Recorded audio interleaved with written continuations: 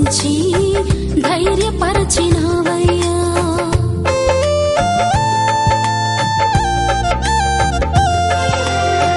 అనాథగా విడువక నాకు తోడుగా నిలిచి నాలో నివసించి ధైర్యపరచినావయ్యా.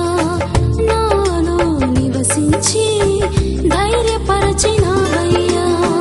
ప్రేమమయుడా నా యేసురాజా, నీ ప్రేమ కౌగిలిలో ఆదరించినావయ్యా. నీ ప్రేమ కౌగిలిలో ఆదరించినావయ్యా. ప్రభు నామానికి స్తోత్రములు. నీ అపారమైన ప్రేమ వీక్షకులందరికీ యేసుక్రీస్తు నామం పేరిట శుభాభివందనములు తెలియజేస్తున్నాను. ఈరోజు వాక్యమును ధ్యానించుకునే ముందుగా అందరం కూడా తలలు వంచితే ప్రార్థన చేసుకుందాం. పరిశుద్ధ కృపగల తండ్రి, నీకు వందనాలు స్తోత్రములు చెల్లిస్తున్నాం నాయన. నువ్వు మహాపరిశుద్ధుడైనటువంటి గొప్ప దేవుడు ప్రభా, నీకు స్తోత్రం అయా. నీ వాక్యము నా తండ్రి నీకు స్తోత్రం నాయన. అయా మాలో ఉన్న మస్టుని నాయన ప్రభా కాల్చివేసి నా ప్రభా నీకు స్తోత్రం. పరిశుద్ధతని సంపూర్తి చేసుకుంటకు కృపను అనుగ్రహించేటువంటి నీ మాటలు బట్టి నాయన మీకు స్తోత్రాలు చెల్లిస్తున్నాం తండ్రి. ఇదిగో నా ప్రభా నీ యొక్క ప్రజలు ప్రభా నీ వాక్యమునైనా అయా వినుటకునైనా సిద్ధపడి ఉండగా పరిశుద్ధాత్మదేవ నన్ను మరుగు చేసినైనా మీ ప్రజలతో మీరు మాట్లాడమని నీ వాక్యంను విని గ్రహించి దాని ప్రకారంనైనా ఆచరించుటకు ఒక్కొక్క జీవితాన్ని మీరు బలపరచుమని యేసు నామం పేరిట అడుగుతున్నాను తండ్రి, ఆమేన్. ఈరోజు మనము ధ్యానించబోయేటువంటి అంశము సంతాపమా సంతోషమా అనేటువంటి అంశాన్ని కొద్ది నిమిషాలు మనం ధ్యానించబోతున్నాం. లేఖనంలో మనం చూసుకున్నట్లయితే ఇర్మియా గ్రంథము 15వ అధ్యాయం 7వ వచనంలో మనం చూసుకుంటే దేవాది దేవుడు ఇక్కడ సెలవిస్తున్న మాట, నేను సంతాపపడి నేను విసిగి ఉన్నాను అనేటువంటి మాట ఇక్కడ మనము చూస్తున్నాం. వాక్యం వింటున్న ప్రియులారా, చాలాసార్లు కూడా మనము భౌతికమైనటువంటి విషయాల గురించి మనం ఆలోచన చేసినప్పుడు చాలాసార్లు మనము ఎక్కడైనా ఎవరైనా చనిపోయారు అనేటువంటి వార్త విన్నప్పుడు మనం బాధపడతాం. ఆ తర్వాత మన సంతాపమును మనం వ్యక్తపరుస్తాం. ఆ తర్వాత తల్లిదండ్రుల జీవితాలు మనం చూసినట్లయితే వారి యొక్క కుటుంబంలో వారు కన్నటువంటి వారి పిల్లలు వారి మాటకి ఎంత మాత్రం విధేయత చూపించకుండా ఆ తల్లిదండ్రికి అవమానము తీసుకొచ్చే విధంగా, ఆ తల్లిదండ్రులు చెప్పిన మాటకి లోబడకుండా వారి యొక్క జీవితాలకి మచ్చ తీసుకొచ్చే విధంగా 10 మంది ఆ తల్లిదండ్రుల గురించి వ్యతిరేకంగా మాట్లాడే విధంగా ప్రవర్తించేటువంటి ఆ యొక్క పిల్లల్ని చూసినప్పుడు ఎంతగానో తల్లిదండ్రులు బాధపడుతుంటారు. ఎందుకంటే తండ్రి ఉన్నతమైనటువంటి ఉద్యోగిగా ఉన్నప్పుడు చాలా మంచి నమ్మకమైనటువంటి జీవితాన్ని జీవిస్తూ అందరి చేత కూడా మన్ననలు అందుకుంటున్నటువంటి ఆ తండ్రి కడుపున పుట్టినటువంటి కుమారుడైనా కుమార్తె అయినా సరే ఆ తండ్రికి తగినట్టుగా ప్రవర్తించినప్పుడు ఆ తండ్రి యొక్క జీవితానికి బాధ కలిగించే విధంగా ఆ యొక్క కుమారుడు కుమార్తె ప్రవర్తించినప్పుడు ఆ తండ్రి ఎంత వేదన పడతాడు, ఎంత బాధపడతాడు. అయ్యో వీరు నా కడుపున ఎందుకు చెడబుట్టారే అని ఎంతగా సంతాప పడతాడు. మనము చాలాసార్లు కూడా ఈ లోకంలో మనం చూస్తుంటాం తల్లిదండ్రుల వేదన. ఆ తర్వాత ఇవన్నీ విషయాలు కూడా ఎన్నోసార్లు మనం బాధపడుతుంటాం. ఆ తర్వాత పిల్లల విషయానికి మనం చూస్తే తండ్రి తాగుబోతుగా తిరుగుబోతుగా ఉన్నప్పుడు, వ్యభిచారంలో ఉన్నప్పుడు ఆ పిల్లలు కూడా ఎంత వేదన పడుతూ ఎంత దుఃఖపడుతూ ఎంత సంతాప పడుతూ ఉంటారంటే నేను ఎందుకు ఈ యొక్క తండ్రికి నేను ఎందుకు పుట్టాను అనేటువంటి వేదన పిల్లలు వ్యక్తపరుస్తూ ఉంటారు. ఇట్లాగా మనం చూసుకున్నట్లయితే ప్రతి రిలేషన్లో కూడా మనం చూసుకుంటే ఎప్పుడో ఒకప్పుడు ఏదో ఒక సందర్భంలో మానవులు సంతాప పడుతుంటారు. తల్లిదండ్రులు పిల్లల గురించే కావచ్చు, పిల్లలు తల్లిదండ్రుల గురించే కావచ్చు, భార్య భర్త గురించే కావచ్చు, భర్త భార్య గురించే కావచ్చు. ఇట్లా అనేకమైనటువంటి సంబంధాల్లో మనం చూస్తుంటాము. వారు దుఃఖపడి వారు బాధపడి వారు చాలా సంతాప పడినట్టుగా మనము చూస్తుంటాం. ఎందుకు అంటే వీరు చెప్పినటువంటి మాటకి వారు విధేయత చూపించినప్పుడు, వీరు చెప్పినటువంటి మాటకి వారు లోబడినప్పుడు, వీరు ఏదైతే వాళ్ళకి మేలు అనేటువంటి విషయాన్ని గ్రహించి ఇది జరిగించమని చెప్పినప్పుడు ఎప్పుడైతే వారు ఆ మాటని జరిగించారో అప్పుడు ఆ మనుషులు సంతాప పడటం అనేది మనం గమనిస్తుంటాం.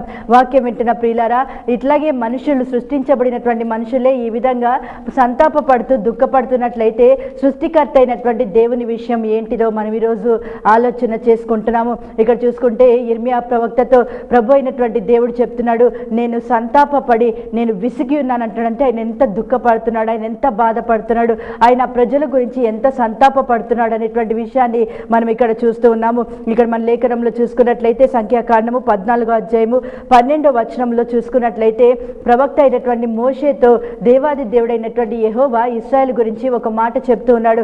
నేను వారికి స్వాస్థ్యం యొక్క తెగులు చేత వారిని హతము చేసి ఈ జనము కంటే మహాబలము గల గొప్ప జనమును నీ వలన పుట్టింతునని మోషేతో చెప్పినట్టుగా ఇక్కడ మనకి తెలియపరుస్తున్నటువంటి వాక్యం ఏంటో పిల్లారు, ఇక్కడ మోషేతో దేవాది దేవుడు చెప్తున్నాడు. ఆ ఇశ్రాయేలు ప్రజల యొక్క ప్రవర్తన చూసినప్పుడు వారు దేవాది దేవుని ఎడల వారి యొక్క హృదయము స్థిరముగా ఉంచుకొనకుండా వారు కేవలం నోటి మాటతో దేవాది దేవుణ్ణి ముఖస్థుతి చేస్తున్నప్పుడు, దేవుణ్ణి అనేక విధాలుగా వారు సణుగుతూ ఉన్నప్పుడు, అనేక విధాలుగా వ్యతిరేకంగా మాట్లాడుతున్నప్పుడు, దేవుడు మోషే ద్వారా తెలియపరిచినటువంటి మాటల విషయంలో వారు అవిధేయత చూపించినప్పుడు చాలాసార్లు ఆ ఇశ్రాయేలు ప్రజల నిమిత్తము యెహోవా దేవుడు సంతాపపడినట్టుగా, చాలా దుఃఖపడినట్టుగా, బాధపడినట్టుగా మనకి కనబడుతుంది. దేవుడు విగ్రహం వంటి వాడు కాదు, ఆయనకి కూడా ఫీలింగ్స్ ఉంటాయి అనేటువంటి విషయాన్ని మనము గమనించాలి. మనం ఎట్లా బ్రతికినా, మనం ఎట్లా ప్రవర్తించినా సరే ఏ విధంగా కూడా ఫీల్ కాడు, ఆయన ఏం దుఃఖపడు, ఆయన ఏం బాధపడు, ఆయన ఏం సంతాపపడు అని మనం అనుకుంటాం. కానీ వాక్యం వింటున్న పిల్లల ఈ రోజు లేఖనము ద్వారా తేటగా ప్రభు అయినటువంటి దేవుడు మాట్లాడుతున్నాడు. ఈరోజు వాక్యం వింటున్నటువంటి నీ యొక్క జీవితంలో దేవుడు ఈ మాట నీ జీవితంలో పలికే విధంగా నువ్వు ఉంటున్నావేమో ఒకసారి నువ్వు జ్ఞాపకం చేసుకో. దేవాది దేవుడు బాధపడుతున్నాడేమో, అయ్యో నేను ఈ బిడ్డ కొరకు కార్చినటువంటి రక్తమును వారి జీవితంలో వారు నిరర్ధకము చేస్తున్నారు, అయ్యో నేను వీరి కొరకు కార్చినటువంటి ఆ రక్తము విషయంలో ఎంత మాత్రం కూడా గ్రహింపు లేకుండా నా రక్తంను వీరు కాళ్ళ కిందేసి తొక్కుతున్నారు అనేటువంటి వేదన, బాధ, ఆ విధంగా దేవాది దేవుడు సంతాపపడుతున్నాడేమో ఒక్కసారి మనం ఆలోచన చేసుకోవాలి. ఇక్కడ మోషేతోటి ప్రభు అయినటువంటి దేవుడు అంటున్నాడు, ఇదిగో నేను వారికి స్వాస్థ్యం ఇవ్వకుండా నేను వారిని తెగులు చేత నేను వారిని సంహరిస్తాను, ఇదిగో ఈ జనము కంటే మహాబలమైనటువంటి జనమును నేను నీకు అనుగ్రహిస్తాను, ఈ జనం అంతటిని కూడా నేను హతము చేస్తాను అంటున్నాడు ప్రభు. అంటే ఎంతగా వారి విషయంలో ఆయన దుఃఖపడితే, ఎంతగా దేవాది దేవుడు వారి విషయంలో బాధపడితే ఆయన అలాంటి మాట పలుకుతాడు, అలాంటి వేదన కలిగి ఉంటాడు. ఇక్కడ మనం ఆలోచన చేసుకోవాలి. ఆ తర్వాత మనం చూసుకుంటే ఇర్మియా గ్రంథం 11వ అధ్యాయము 14వ వచనంలో మనం చూసుకుంటే, కావున ఈ ప్రజల నిమిత్తము ప్రార్థన చేయకుము, వారి నిమిత్తము మొరపెట్టినను ప్రార్థన చేయకుము, వారు తమ కీడును బట్టి నాకు మొరపెట్టినప్పుడు నేను వినను అంటున్నాడు ప్రభు. చూడండి ఆయన యొక్క హృదయం ఎంత బాధపడితే, ఎంత దుఃఖపడితే ఆయన విమోచించినటువంటి ప్రజల గురించి ఆయన ఈ మాట పలుకుతున్నాడో మనం ఆలోచన చేసుకోవాలి. దేవుడు ఇశ్రాయేలు ప్రజల్ని ఆయన ఎంత ప్రేమించాడంటే, అబ్రహాముతో ఆయన చేసిన నిబంధనని జ్ఞాపకం చేసుకొని ఆయన ఐగుప్తు దాసత్వంలో ఉన్నప్పుడు ఇశ్రాయేలు మొరపెట్టినప్పుడు ఆ మొరని ఆలకించి మోషేని ఒక విమోచకుడిగా నియమించి ఐగుప్తు దాసత్వం నుంచి వారిని వెలుపలికి రప్పిస్తే, ఆ వెలుపలికి రప్పించబడినటువంటి దినము నుంచి కూడా వెలుపలికి రప్పించినటువంటి దేవాది దేవుని ప్రేమించకుండా ఆ దాసత్వం నుంచి కనికరపడి విడిపించినటువంటి ఆ దేవుని యొక్క కృప వారి జీవితంలో ఎంత మాత్రము కూడా వారు గ్రహించకుండా ఒక వ్యక్తితో చేసినటువంటి నిబంధనకి కట్టుబడి ఆ సృష్టికర్త అయినటువంటి దేవుడు అబ్రహాంని జ్ఞాపకం చేసుకొని, నిబంధన జ్ఞాపకం చేసుకొని వారిని విడిపించాడు అనేటువంటి సత్యాన్ని వాడు ఎంత మాత్రము కూడా వాళ్ళు గ్రహించకుండా విడిపించబడిన దినము మొదలుకొని కూడా వాళ్ళు ప్రతి క్షణము కూడా దేవాది దేవునికి కోపం పుట్టిస్తూనే ఉన్నారు. ఎన్నోసార్లు కూడా లేఖనములు మనం చూసుకుంటే ఆయన ఎంత కోపాన్ని అణుచుకున్నాడంట, అంటే అంత భయంకరంగా దేవుని యొక్క కోపాన్ని రగిలింప చేసినటువంటి వారు ఇశ్రాయేలు జనాంగము. ప్రతి క్షణము కూడా వారు దేవుడు అనుగ్రహించినటువంటి ఆ యొక్క రిసోర్సెస్ అన్నిటి కూడా, అంటే మన్నానైనా సరే అట్లా దేవుడు వారికి ఏదైతే అనుగ్రహించాడో తినుటకు ఆ ఆహారం విషయంలో కూడా సంతృప్తి లేకుండా వారు ప్రతి క్షణము కూడా ఇంకా దేవుడు ఏదో వారికి ఇవ్వలేదని సణుగుతున్నటువంటి ఆ పరిస్థితి చూసినప్పుడు కూడా దేవుడు విసిగిపోయి అంటే నేను ఎన్నాళ్ళు వీళ్ళని నేను సహించాలి అని ఆయన విసిగిపోయి పలుకుతున్నటువంటి మాట కూడా మనం జ్ఞాపకం చేసుకోవాలి. అంటే ప్రతి క్షణము కూడా దేవుడు వారిని ప్రేమతో చేరుకున్న ప్రతి క్షణము కూడా, దేవుడు వారి జీవితంలో మేలు చేసిన ప్రతి క్షణము కూడా, దేవుడు చేతులు చాపి వారికి సహాయం చేసిన ప్రతి క్షణము కూడా ఆయన ప్రేమ గల బాహుని వారు ఎంత మాత్రం కూడా జ్ఞాపకం చేసుకోకుండా, ఆయన జాలి, ఆయన కనికరం వాళ్ళ జీవితంలో ఎంత మాత్రం కూడా లక్ష్య పెట్టకుండా ప్రేమతో వారి యొద్దకు చేరుకోవాలని ప్రయత్నము చేసేటువంటి తండ్రి యొక్క హృదయానికి ఎప్పుడు కూడా బాధను కలగచేసి, ఎప్పుడు కూడా దేవాది దేవుని దుఃఖపెట్టి వారి క్రియల ద్వారా, మాటల ద్వారా, వాళ్ళ ప్రవర్తన ద్వారా దేవాది దేవునికి విసుగు పుట్టించి సంతాపము కలిగించినటువంటి సందర్భాలు అనేకంగా మనకు కనబడతాయి. ఇక్కడ మనం చూసుకున్నట్లయితే ప్రార్థన ఆలకించేటువంటి ఆ గొప్ప దేవుడే, ప్రార్థించమని సెలవిచ్చినటువంటి ఆ గొప్ప దేవుడే ఇర్మియా ప్రవక్తతో ఒక మాట అంటున్నాడు, చూడు నువ్వు వాళ్ళ నిమిత్తం ఎంత మాత్రం కూడా ప్రార్థన చేయొద్దు, వాళ్ళు మొరపెట్టినా సరే నువ్వు ఎంత మాత్రం కూడా నువ్వు ప్రార్థన చేయొద్దు, వారికి కీడు కలిగినప్పుడు వారు నాకు మొరపెడితే కూడా నేను వినను అంటున్నాడు. అంటే చూడండి తండ్రి హృదయము ఎంత ప్రేమ కలిగినటువంటి హృదయము, ఆయన ఎంత కనికరము కలిగినటువంటి గొప్ప దేవుడు. అంటే అక్కడ ఆదాము హవ్వ పాపము చేసినప్పుడు కూడా వారు అంజురపు కట్టడల చేత కచ్చడములను చేసుకొని వారు కప్పుకుంటే దేవాది దేవుడు వారి మీద కనికరపడి ఆయన అక్కడ జంతువుని వధించి ఆ చర్మపు చొక్కాయల్ని ఆయన వారికి ధరింప చేసినటువంటి ప్రేమగల దేవుడు. అయితే ఆ ప్రేమగల దేవుని యొక్క ప్రేమని ఎంత మాత్రం కూడా గ్రహించకుండా విడిపించబడినటువంటి ప్రజలు ఎంతగా విడిపించిన దేవుని హృదయాన్ని గాయపరిచారు. ఎంతసేపు కూడా దేవునికి కృతజ్ఞతలు చెల్లించకుండా వాళ్ళు ప్రతి క్షణము కూడా దేవుని యొక్క ప్రేమకు వ్యతిరేకంగా మాట్లాడినటువంటి ప్రజలు. కాబట్టి దేవుడు ఇక్కడ అంటున్నాడు, వారి నిమిత్తం ఎంత మాత్రం కూడా ప్రార్థన చేయొద్దు, నేను ఎంత మాత్రం కూడా ప్రార్థన చేసినప్పుడు నేను వినను అని చెప్పి ఇక్కడ చెప్తున్న మాట మనకు జ్ఞాపకం చేసుకోవాలి. ఎందుకంటే కీర్తనల గ్రంథము 78:41 చూసుకుంటే మాటి మాటికి ఇశ్రాయేలు పరిశుద్ధ దేవునికి వాళ్ళు సంతాపము కలగజేసినట్టుగా లేఖనంలో ఇక్కడ మనకి కనబడుతుంది. వాక్యం వింటున్న పిల్లరా, మాటి మాటికి ఒక రోజు కాదు, 2 రోజులు కాదు, కానీ మాటి మాటికి దేవుడు వాళ్ళని కనికరముతో చేరుకోవాలనుకున్న ప్రతిసారి, ప్రేమతో క్షమించి వారిని చేరుకున్న ప్రతిసారి, వారి పట్ల దయ ఉంచి వారిని చేరుకున్న ప్రతిసారి కూడా దేవుని హృదయానికి వారు గాయము చేసిన వారిగా, దేవుని హృదయాన్ని దుఃఖపెట్టిన వారిగా, సంతాపము కలగజేసిన వారిగా మనం చూస్తూ ఉన్నాం ఇక్కడ. కాబట్టి ఈరోజు దేవాది దేవుడు అయిన హృదయాన్ని విప్పి మనతో మాట్లాడుతున్నాడు. ఈరోజు వాక్యం వింటున్నటువంటి నీవు ఇశ్రాయేలు ప్రజలలాగా మాటి మాటికి దేవాది దేవుని దుఃఖ పెడుతున్నావా? మాటి మాటికి దేవుని నువ్వు విసిగిస్తున్నావా? దేవుడు నీ ప్రవర్తనని బట్టి, నీ మాటల్ని బట్టి, నీ క్రియల్ని బట్టి, నీ అవిధేయతను బట్టి ఆయన విసిగిపోతూ ఉన్నాడా? నువ్వు ఒక్కసారి నువ్వు జ్ఞాపకం చేసుకో.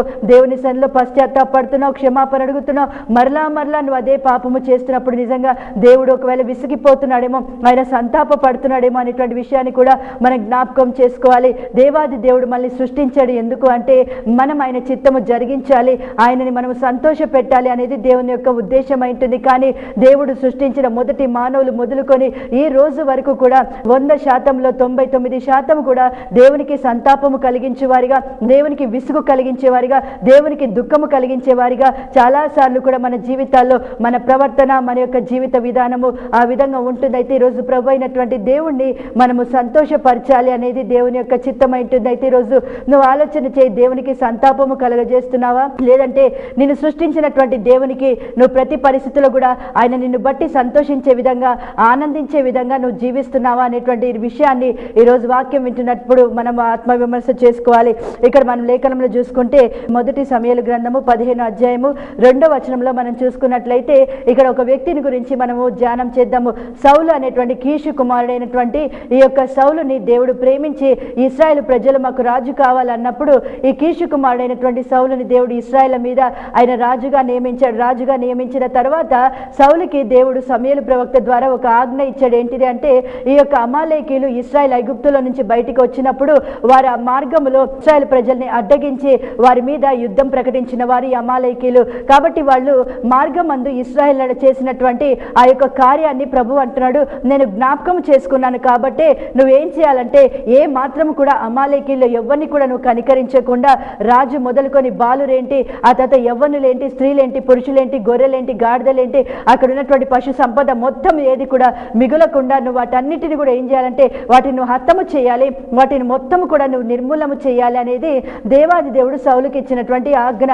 అయితే ఈ ఆజ్ఞ పొందినటువంటి సౌలు ఏం చేయాలి అంటే దేవుణ్ణి నిజంగా ప్రేమించేవాడు ఏం చేస్తాడంట, దేవుని యొక్క ఆజ్ఞలు జరిగిస్తాడు అనేటువంటి మాట లేఖనంలో మనకి తెలుసు. కాబట్టి ఎవరైతే ఆజ్ఞలు జరిగిస్తారో, ఎవరైతే ఆజ్ఞల్ని అతిక్రమించకుండా దేవుడిచ్చినటువంటి ఆజ్ఞ విషయంలో విధేయత కలిగి ఉంటారో అలాంటి వారు మాత్రమే దేవుణ్ణి ప్రేమించేవారు. ఎందుకంటే దేవుడు వారి జీవితంలో ఇచ్చినటువంటి ఆజ్ఞలు ఏవి కూడా వారికి భారమైనవిగా ఉండదు. ఎందుకంటే దేవుణ్ణి ప్రేమించేటువంటి వారికి అది భారముగా ఉండదు. నిజంగా తల్లి ఒక బిడ్డని ప్రేమించినప్పుడు ఆ బిడ్డ ఎంత బరువున్నా కూడా ఆ తల్లి ఎత్తుకోవడానికి ఇష్టపడుతుంది. ఎందుకు అంటే ఆ తల్లికి ఆ బిడ్డ మీద ప్రేమ ఉంది కాబట్టి అది బరువుగా అనిపించదు. అయితే ఈరోజు మన జీవితాల్లో కూడా మనం చూసుకుంటే దేవాది దేవుడిని నిజముగా మనం పూర్ణ హృదయంతో ప్రేమిస్తే ఆయన ఇచ్చిన ఆజ్ఞ ఏది కూడా అయ్యో నాకు శక్తికి మించిన ఆజ్ఞ ఇచ్చాడు, నాకు చేతకాని ఆజ్ఞ ఇచ్చాడు అనేటువంటి సాకులు మనం చెప్పము. కానీ ఆ ఆజ్ఞ విషయంలో మనం ఖచ్చితంగా మనము విధేయత కలిగి జరిగించే వారిగా ఉంటాము.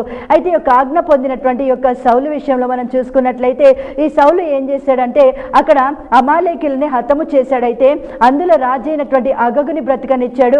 ఆ తర్వాత అక్కడ ఉన్నటువంటి మంచి వాటిని అంటే గొర్రెలలో, ఎడ్లలో కొవ్వినటువంటి గొర్రెల్ని మొదలైనటువంటి వాటిని అతను నిర్మూలన చేయకుండా కడగా ఉంచి పనికిరానటువంటి నీచ పశువులన్నిటినీ కూడా అతను నిర్మూలన చేసినట్టుగా లేఖనంలో మనం చూస్తున్నాం. అట్లాంటి సమయంలో సమూయేలు ప్రవక్త ప్రార్థన చేస్తున్నప్పుడు యెహోవా దేవుడు ఈ యొక్క సౌలు చేసినటువంటి కార్యం అంతటి విషయంలో ఈ సమూయేలు ప్రవక్తకి తెలియపరిచినప్పుడు అక్కడ అంటున్నాడు దేవుడు, ఇక్కడ అంటే సౌలు నన్ను అనుసరింపక వెనుక తీసి నా ఆజ్ఞలను గైకొనకపోయాను గనుక అతనిని రాజుగా నిర్ణయించినందుకు నేను పశ్చాత్తాపడుచున్నాను. ఇక్కడ మనం చూసుకుంటే దేవుని యొక్క హృదయము ఇక్కడ చెప్తున్నాడు ఆయన సమూయేలు ప్రవక్తకి ఏంటంటే నేను ఈ యొక్క సౌలుని ఇశ్రాయేల్ మీద రాజుగా నియమించినందుకు నేను బాధపడుతున్నాను, సంతాపపడుతున్నాను అనేటువంటి మాట ఇక్కడ ప్రస్తావిస్తున్నాడు. వాక్యం వింటున్న ప్రియులారా చూడండి, ఒక మనిషిని గురించి దేవుడు ఎంత బాధపడుతున్నాడంటే అయ్యో నేను అతన్ని రాజుగా నియమించినందుకు నేను ఎంతగానో సంతాపపడుతున్నాను.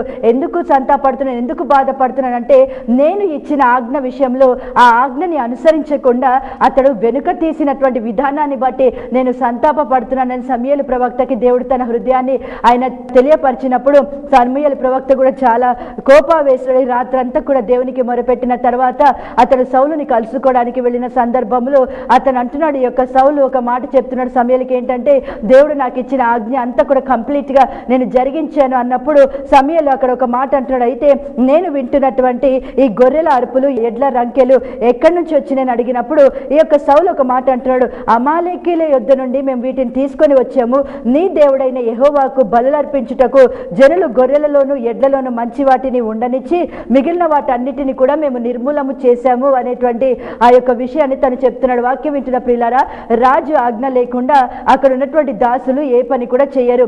అయితే ఇక్కడ సౌలు రాజు సమ్మతించిన కారణాన్ని బట్టే అక్కడ ప్రజలు ఏం చేశారంటే అక్కడ ఉన్నటువంటి కొవ్వినటువంటి గొర్రెలను ఎడ్లను వీళ్ళు ఏం చేశారంటే పక్కకు పెట్టి మిగతా వాటి అన్నిటినీ కూడా వాళ్ళు నిర్మూలము చేసినట్టుగా మనం లేఖనంలో చూస్తున్నామంటే దేవుడిచ్చినటువంటి ఆజ్ఞని పరిపూర్ణంగా జరిగించకుండా తన యొక్క సొంత జ్ఞానం ప్రకారముగా ఈ సౌలు ప్రవర్తించినట్టుగా మనం చూస్తున్నాం. ఇక్కడ చూసినట్లయితే వాక్యం వింటున్న ప్రియులారా, అంటే ఈ సౌలులో సత్యము లేదు, తన అబద్ధము చెప్తున్నాడు.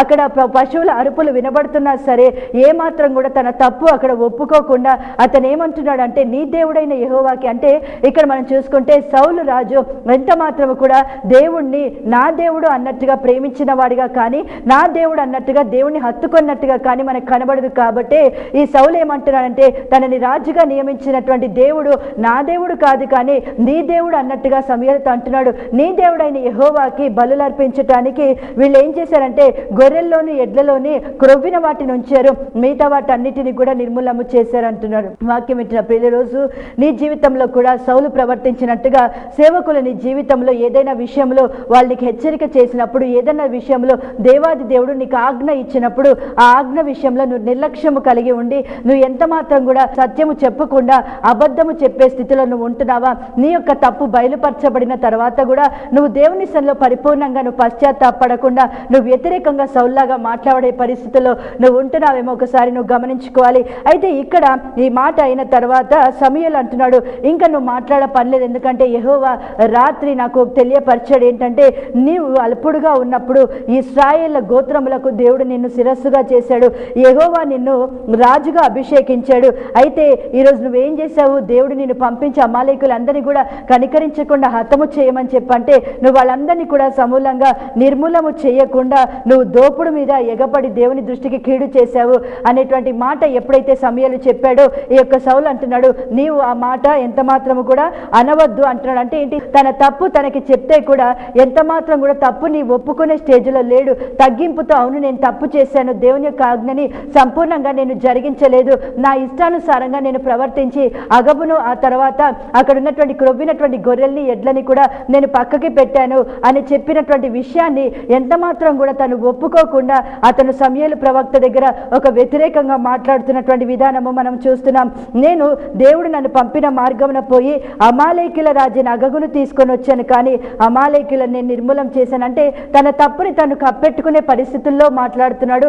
ఆ తర్వాత తను చేసింది అంతా కరెక్టే అన్నట్టుగా మాట్లాడుతున్నాడు. ఆ తర్వాత ఏంటంటే నేను దేవుని యొక్క ఆజ్ఞని జరిగించాను, ఆయన నిర్మూలన చేయమన్నాడు కదా, నేను అన్ని నిర్మూలన చేశాను, అగబు నుంచాను, గొర్రెల్ని ఎడ్ల నుంచాను, కానీ మిగతావన్నీ నిర్మూలన చేశాను కదా అని తను ఏం చేస్తున్నాడంటే తను సగము జరిగించిన ఆజ్ఞ విషయంలోనే చాలా అతిశయపడుతూ అదంతా కూడా కరెక్ట్గానే జరిగించాడంటే ఈ యొక్క సౌలుకి ఎంత మాత్రం దేవుని మీద ప్రేమ లేదు, ఈ సౌలు ఎంత మాత్రం దేవునికి విధేయత చూపించిన వాడు కాదు, ఈ సౌలు ఎంత మాత్రం దేవుణ్ణి హత్తుకున్నటువంటి వాడు కాదు, ఈ సౌలు ఎంత మాత్రం తన తప్పు తెలియపరచబడినప్పుడు ఒప్పుకొని విడిచిపెట్టిన వాడు కాదు. ఆ తర్వాత ఈ యొక్క సౌలు దేవుడి మాట చెప్పినటువంటి ప్రవక్తని ఎదిరించేటువంటి స్థాయికి ఉన్నటువంటి వాడు అని సౌలు విషయం అంతా కూడా మనకి ఇక్కడ కనబడుతున్నటువంటి విషయాన్ని మనము గమనించాలి. అది లేఖనంలో చూసుకున్నట్లయితే ఇక్కడ ఒక మాట చెప్తున్నాడు సమూయేలు ప్రవక్త, మొదటి సమూయేలు 15వ అధ్యాయము 21వ వచనం చూసుకున్నట్లయితే సౌలు ఇంకా ఏమంటున్నాడంటే నీ దేవుడైన యెహోవాకు బలి అర్పించుటకై జనులు శపితములకు గొర్రెలలోను ఎడ్లలోను ముఖ్యమైన వాటిని తీసుకొని వచ్చిరని సమూయేలుతో చెప్పిన. అంటే ఈ యొక్క సౌలు ఎంత నిర్లక్ష్యమైనటువంటి వైఖరి కలిగిన వాడంటే దేవుడైన యెహోవా ఎంత పరిశుద్ధుడు, ఆయన కుంటివి గుడ్డివి ఆ తర్వాత దేవుడు వద్దు అన్నటువంటి వాటిలో నుంచి నువ్వు తీసుకొని అవి ముఖ్యమైనవని శ్రేష్టమైనవని కొవ్వినవని అలాగ నువ్వు బలి అర్పించినట్లయితే దేవుడు ఎంత మాత్రం కూడా సంతోషించాడు. కానీ ఈ యొక్క సౌలు అంటున్నాడు, ముఖ్యమైన వాటిని మేము తీసుకున్నాము, శపితమైనవి, తన నోటితోటి అంటున్నాడు, అవి శపితమైనవి దేవునికి బలిగా అర్పించవచ్చా? ఈరోజు వాక్యం వింటున్న ప్రియులారా, నీ యొక్క జీవితము శాపగ్రస్తంగా ఉండి, నువ్వు దురలవాటు బంధకంలో ఉండి, నువ్వు పాపంలో నిండిపోయి ఉండి, నేను దేవునికి 10% ఇస్తున్నానని నువ్వు అతిశయపడటానికి ఎంత మాత్రం వీల్లేదు. ఎందుకంటే ఇక్కడ ప్రభు తన హృదయాన్ని తెలియపరుస్తున్నాడు. 22వ వచనములో దేవుడు సెలవిచ్చిన ఆజ్ఞను ఒకడు గైకొనుట వలన యెహోవా సంతోషించినట్లు ఒకడు దహన బలులను అర్పించుట వలన ఆయన సంతోషించిన.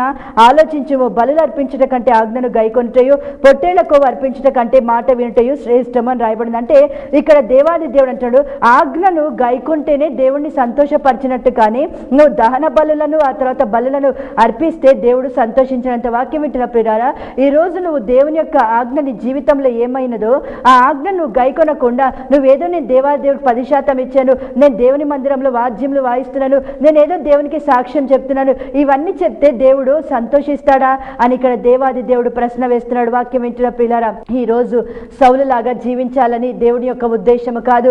సౌలు ప్రతి క్షణము కూడా దేవుడిని దుఃఖపరచాడు, కానీ దేవుడిని సంతోషపరచలేదు. అయితే దేవుడు సంతాప పడకుండా సంతోషపడాలంటే ఏం చేయాలంటే దావీదు దేవునికి ఇష్టడైనటువంటి వానిగా జీవించాడు. అందుకే ఇక్కడ ప్రభు అయినటువంటి దేవుడు సమూయేలు ప్రవక్త ద్వారా ఈ సౌలు రాజుతో అంటున్నాడు, ఎదిగో ఈ దినమే దేవుడు నీ చేతిలో నుంచి ఆయన రాజ్యంను తీసివేసి నీకంటే ఉత్తముడైనటువంటి ఒకరికి ఆయన దానిని అనుగ్రహించాడని రాయబడింది. ఎవరు ఆ ఉత్తముడు అంటే దావీదు ఉత్తముడైనటువంటి వాడు.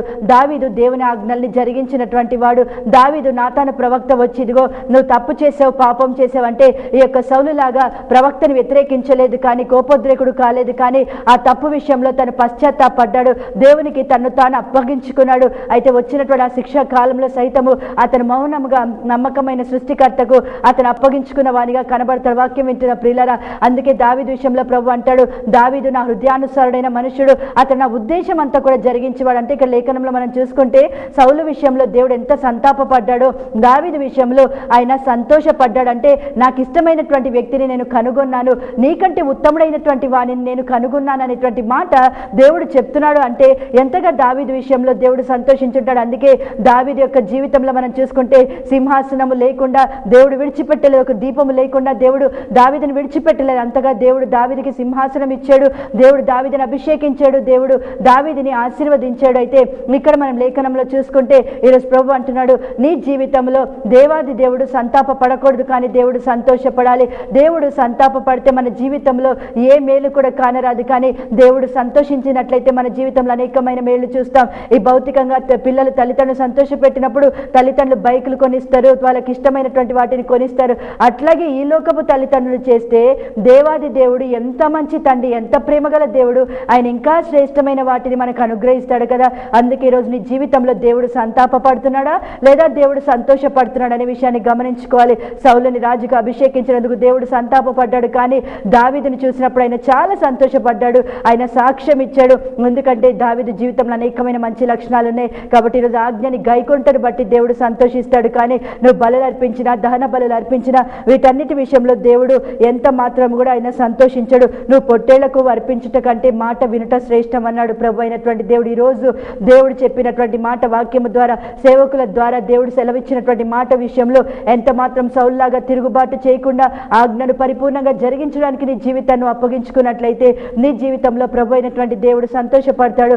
ఆయనని సంతోష పెట్టడమే మనకి ముఖ్య ఉద్దేశంగా కలిగి మనం ముందుకు సాగాలనేది దేవుని యొక్క ఉద్దేశం. కాబట్టి నీ జీవితంలో దేవుడు సంతాపపడి విసిగిపోయాడా, లేదంటే సంతాప పడకుండా ఆయన సంతోషించి నీ జీవితంలో అధికమైన మేలు చేయడానికి దేవుడు ఇష్టపడుతున్నాడా అనేటువంటి సత్యాన్ని ఈరోజు వాక్యం వింటున్నటువంటి నీవు గమనించి దేవుని సన్నిధిలో నువ్వు దావీదు వలె తగ్గించుకొని పశ్చాత్తాపడి ఆ పాపమును విడిచిపెట్టి, ప్రభువా నేను ఆజ్ఞను జరిగిస్తాను, నిన్ను ప్రేమిస్తాను, నీవు నా దేవుడవు, నా ప్రియుడవు, నా తండ్రివని అలాగా దేవుని నువ్వు హత్తుకొని దేవుడు చెప్పినటువంటి పనును జరిగించినట్లయితే నిశ్చయంగా ప్రభు అయినటువంటి దేవుడు సంతోషిస్తాడు. నీ పరిస్థితులన్నిట్లలో కూడా నేను ఆయన హెచ్చింప చేస్తాడు, ఘనపరుస్తాడు, ఆశీర్వదిస్తాడు. దేవుడి యొక్క వాక్యంను దీవించి ఫలింప చేయనుగాక.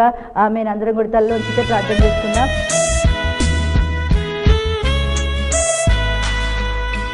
పరిశుద్ర కృపగల తండ్రి మీకు వందనాలు స్తోత్రాలు చెల్లిస్తున్నాం. ఈరోజు ఎంతమంది అయితే ప్రభా అయా సౌలు వలె నా ప్రభా నీకు స్తోత్రం ఆజ్ఞ పరిపూర్ణంగా జరిగించకుండానైనా తామును బట్టి అతిశయపడుతున్నారు, వారి సొంత జ్ఞానాన్ని బట్టి నడిపించబడుతున్నారు. ప్రభువా నిన్ను హత్తుకోకుండా, నిన్ను ప్రేమించకుండా, నీ మాటకి లోబడకుండా నా ప్రభా అయ్యా మా 10% ఇస్తున్నామని తండ్రి ప్రభా, ఇంకా ఏదో దేవుని కొరకు చేస్తున్నామని ప్రభా రజా అయ్యా ఎంతమంది అయితే నా ప్రభా నీకు స్తోత్రం నైనా అయ్యా వారి గొప్పతనాన్ని చాటుకునే వారిగా ఉంటున్నారు. ప్రభా ఈరోజు నువ్వు సెలవిచ్చావు తండ్రి ప్రభా, వారి జీవితంలో నువ్వు సంతోషపడట్లేదు కానీ అయ్యా నువ్వు సంతాప పడుతున్నావని ప్రభా నువ్వు సెలవిచ్చుండగా నా తండ్రి నైనా ఈ రోజు నా ప్రియ తండ్రి అయ్యా నిన్ను దుఃఖ పెట్టకుండా, అయ్యా నువ్వు సంతాపపడే విధానంలో ప్రవర్తించకుండానైనా నేను సంతోషపెట్టే దావీదు వలె నా ప్రభా, నేను సంతోషపెట్టినటువంటి యేసుక్రీస్తు వలె ప్రభా రజ అయ్యా నీకు ఒక్కొక్కరు జీవించగలుగుటకు మీరు బలపరచమని వేడుకుంటున్నాం నైనా. అయ్యా సంతాపము కలిగించేటువంటి లక్షణాలన్నీ కూడా ప్రతి ఒక్క జీవితంలో వచ్చి మీరు పడగొట్టమని వేడుకుంటున్నాం తండ్రి. మాటికి ఇశ్రాయేలు వెళ్ళిన ప్రభా దేవా నీకు స్తోత్రములైనా అయ్యా నిన్ను సంతాపములకు గురి చేసే విధంగా ప్రవర్తిస్తున్నట్లయితేనైనా దేవ ప్రతి ఒక్క బిడ్డను మీరు క్షమించి విడిపించిన ప్రభా నిన్ను సంతోష పెట్టడానికి నైనా ఇది మొదలుకొని వారినైనా ప్రభా జీవితంలో నీకు అర్పించి ముందుకు సాగడానికి బలపరచమని, వారి జీవితాలను ప్రతి వ్యతిరేకతలని పడగొట్టండి. అయ్యా బలహీనతల నుంచి, రోగం నుంచి, బంధకాల నుంచి నైనా వ్యర్థమైన చర్యల నుంచి నా ప్రభా వ్యర్థమైనటువంటి సంబంధాల నుంచి విడిపించి స్వస్థపరచమని, బాగు చేయమని యేసు నామం పేరిట అడుగుతున్నాను తండ్రి, ఆమేన్. దేవుణ్ణి సంతాప పెట్టకుండా సంతోషపరిచే విధంగా జీవించడానికి ప్రభు ప్రతి ఒక్కరికి సహాయం చేయనుగాక, ఆమేన్. దేవుని నామానికి స్తోత్రం. దేవుని కృప చేత సహోదరి గ్రేస్ గారిచే రచించి స్వరకల్పన చేయబడిన 2 ఆడియో సిడీస్ రిలీజ్ చేయటం జరిగింది.